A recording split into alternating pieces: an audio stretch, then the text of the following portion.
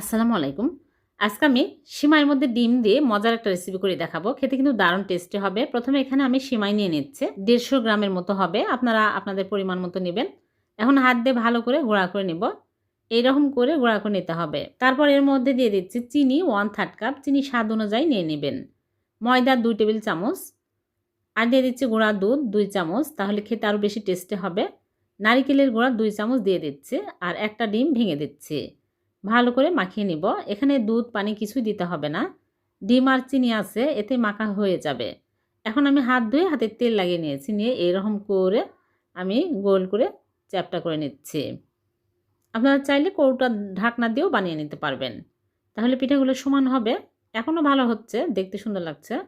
সব সমান হয়েছে। এখন আমি এগুলো তেলে ভেজে নেব। তেল কিন্তু হালকা গরম করে তারপরে দিতে হবে।